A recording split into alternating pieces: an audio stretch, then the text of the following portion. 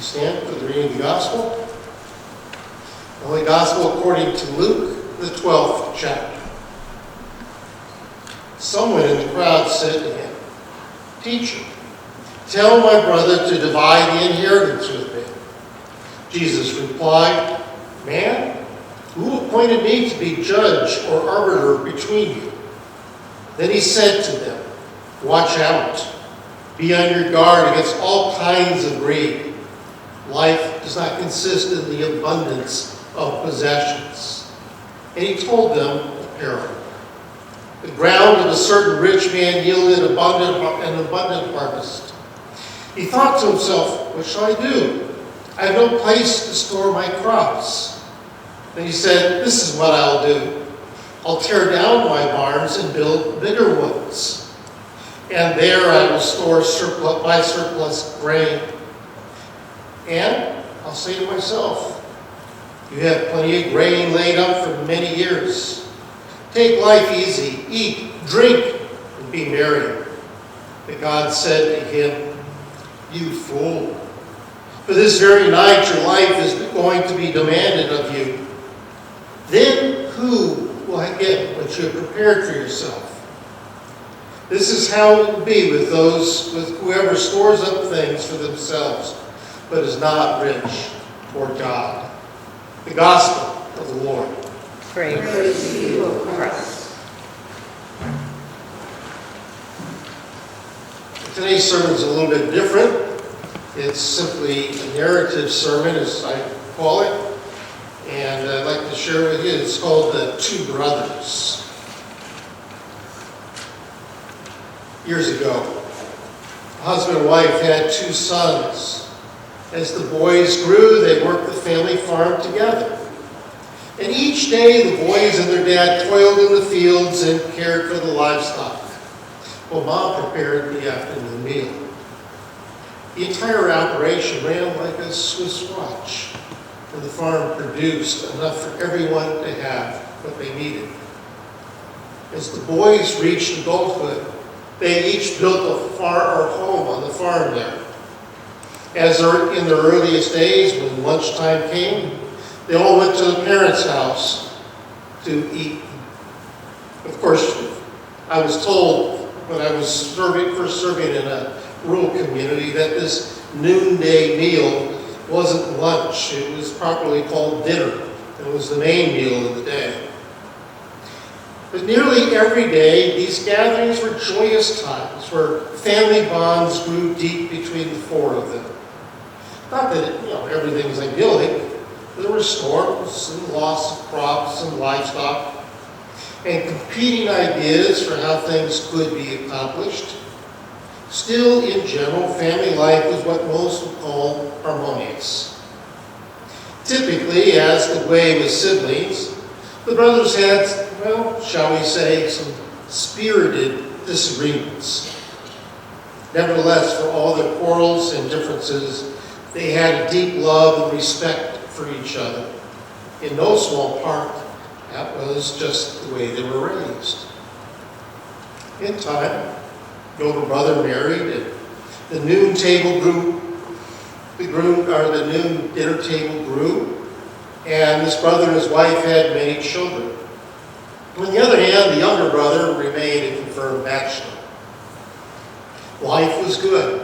Life was as good as their dinner time. In time, though, the parents aged, and the farm and the kitchen became too much for them, more than they could manage. And the brothers then worked the farm and cared for their parents, and dinner simply moved to the older brother's home, and things continued pretty much as they had always been. After the parents had died, the brothers continued to work the farm together. They split the fruit of their labors evenly, and each had their own granary in which to store their crops before taking it to market. Now, down the road from their farm was one large operation owned by one rich man. His farm had better soil than that of the brothers. Consequently, it produced abundantly.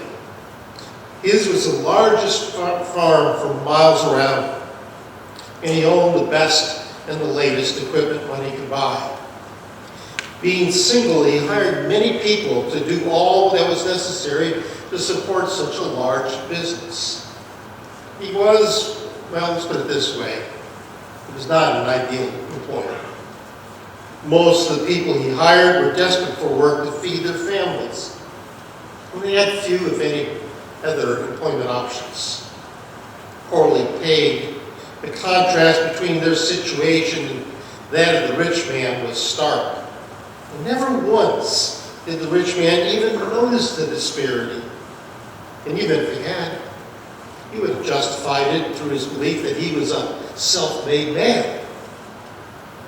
One summer, the rich man became certain that that he would have a bumper crop. This pleased him to no end, as you might imagine. But it also presented him with a problem. His barns were too few and too small to handle the anticipated harvest.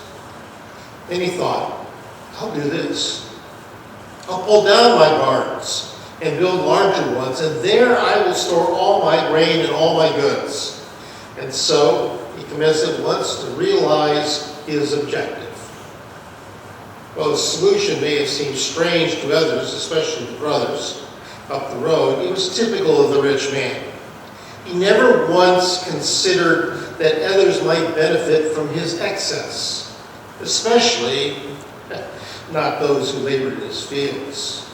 Because they were poor, he had more contempt for them than appreciation for their contributions to his success.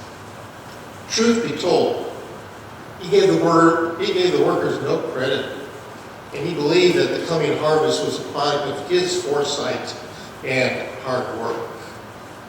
Now, once the new barns were built and the last of the bumper crop was tucked safely away, he said to himself, "Soul, you have ample goods laid up for many years.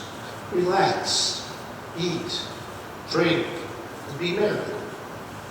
But God said to him, "You fool, this very night your life is being demanded of you. And the things you prepared, whose will they be?" Since the man had no heirs, the local rabbi functioned as the probate judge. Now, this particular rabbi was a man after God's own heart. He knew the purpose of the law and the admonishments of the prophets. After a few days of consideration, of study and prayer, he ruled that the harvest and the farm now belonged to the laborers who had worked so hard to make it a success.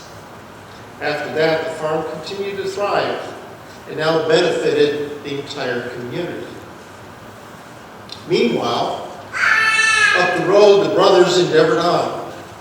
That year, they too had a large harvest, and after storing ample grain in their individual barns, they gave the remainder to those who were most in need. Now, this pattern continued year after year. Now, naturally, their thoughts turned to the future. How might they navigate the days when they could no longer work the land? Who, if anyone, would take over the operation? The brothers discussed their concerns and what the future might hold. In time, it was settled that the elder brother's children would inherit and work the farm when the brothers could no longer do so. In all their discussions, there was a nagging yet unspoken concern. How would they provide for themselves after they had quit farming? This thought was always in the back of their minds, and each one silently mulled it over. One day, the single brother thought to himself, "It is not fair that we divide the grain equally. My brother has many more mouths to feed, and his expenses are far greater than my own. I have only me for which to care. I know what I'll do. I will take a sack of grain from my granary each evening and put it in my brother's." So each night when it was dark, he carefully carried a sack of grain, placing it in his brother's barn. Now, having been together their entire lives, It shouldn't come as a surprise that that same day the married brother thought to himself, you know, it's not fair that we divide the grain evenly. I have many children to care for me when I'm old, and my brother has none. I know what I'll do. I will take a sack of grain from my granary each evening and put it in my brother's granary. And he did. Each morning, the two brothers were amazed to discover that even though they thought they had removed a sack of grain the night before, they had just as many. And this went on for a long time. And then one night, the inevitable happened. The brothers ran into each other halfway between the barns, each carrying a sack of grain. Immediately, they understood the mystery. Overwhelmed by the generosity of the other, they embraced, and their love grew even deeper. It is said that God looked down from heaven, saw the brothers embracing, and said, I declare this to be holy ground, for I have witnessed here extraordinary love.